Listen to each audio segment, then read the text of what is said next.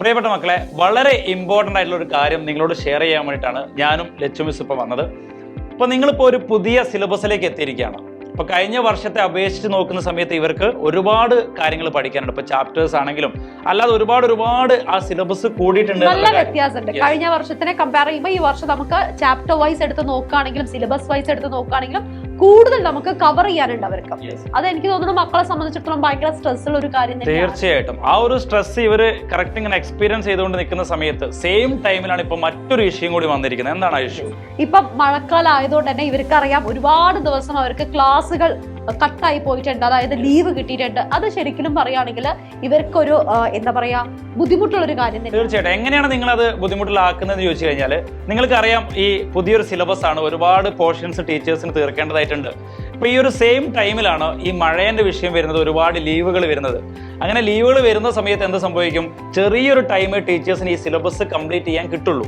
അത് നമ്മളെ എന്തായാലും കുട്ടികൾ എന്ത് ചെയ്യും? അല്ല, ഇതിന് നമുക്ക് ടീച്ചേഴ്സിനെ കുറ്റം പറയാനും പറ്റില്ല. കാരണം എന്താണെന്ന് വെച്ചാൽ നമ്മുടെ ക്ലാസ് ഒക്കെ തുടങ്ങുന്നതിന് മുന്നേ തന്നെ നമുക്ക് എന്തുണ്ട്, നമ്മുടെ അക്കാഡമിക് പ്ലാൻ പ്രകാരം ഇത്ര ചാപ്റ്റേഴ്സ് നമ്മുടെ ഓണപരീക്ഷ അല്ലെങ്കിൽ മിഡ് ടേം എക്സാമിന് നടത്തണമെന്നും അതിന്റെ ക്വസ്റ്റ്യൻ പേപ്പർ എല്ലാം ഓൾറെഡി സെറ്റ് ആണ്. അപ്പൊ ഇനിയിപ്പോ ടീച്ചേഴ്സിന്റെ ടാസ്ക് എന്ന് പറയുന്നത് അവരുടെ കയ്യിൽ കിട്ടിയ ദിവസം കൊണ്ട് അവർക്ക് ആ പോർഷൻസ് സിലബസ് കംപ്ലീറ്റ് കവർ ചെയ്യണം. അപ്പൊ ചില ടീച്ചേഴ്സ് എന്ത് ചെയ്യും, വേഗം ക്ലാസ് എടുത്ത് തീർക്കേണ്ട ഒരു ഗതി വരികയാണ്. അത് അവരുടെ അവസ്ഥയാണ് ശരിക്കും.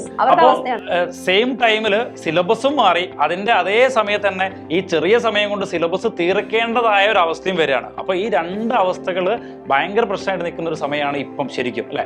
നമുക്ക് നിങ്ങളെ സഹായിക്കാൻ പറ്റും അല്ലെ. അതിനു മുമ്പേ നമ്മുടെ ചാനൽ ആരെങ്കിലും സബ്സ്ക്രൈബ് ചെയ്തിട്ടില്ലെങ്കിൽ നിർബന്ധമായിട്ട് ഇപ്പം തന്നെ എന്ത് ചെയ്യുക, സബ്സ്ക്രൈബ് ചെയ്യുക, നിങ്ങളുടെ ഫ്രണ്ട്സിനൊക്കെ എന്ത് ചെയ്യുക, ഷെയർ ചെയ്യുക. ടീച്ചർ, എങ്ങനെയാണ് നമ്മൾ ഇതിൽ നിന്ന് നമ്മുടെ കുട്ടികളെ ഒരു പോംവഴി ഉണ്ടാവില്ല എന്തായാലും? തീർച്ചയായിട്ടും നമ്മുടെ സൈഡിൽ ഒരു പോംവഴി ഉണ്ട്. കാരണം എന്താ വെച്ചാൽ നമ്മുടെ ഏകന്റെ ക്ലാസ്സസ് എന്ന് പറയുന്നത് ഓൺലൈൻ ക്ലാസ്സസ് ആണ്. മക്കൾക്ക് എവിടെ ഇരുന്നിട്ടും എങ്ങനെ ഇരുന്നിട്ടും എന്ത് ചെയ്യാം, ക്ലാസ്സുകൾ കാണാം.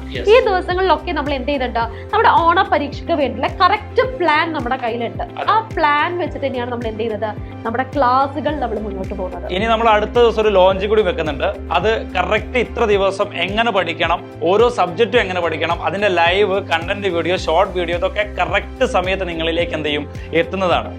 നമ്മുടെ ചാനൽ എടുത്ത് നോക്കിയാൽ തന്നെ അവർക്കറിയാം ഇതിന്റെ മുന്നേ നടക്കുന്ന ലൈവ് ക്ലാസ്സുകളാണെങ്കിലും കോണ്ടന്റ് വീഡിയോസ് ആണെങ്കിലും ഇതെല്ലാം അവരുടെ മിഡ് ടേം എക്സാമിനും കൂടിയും ഹെൽപ്ഫുൾ ആയിട്ടുള്ള വീഡിയോസ് ആണ്.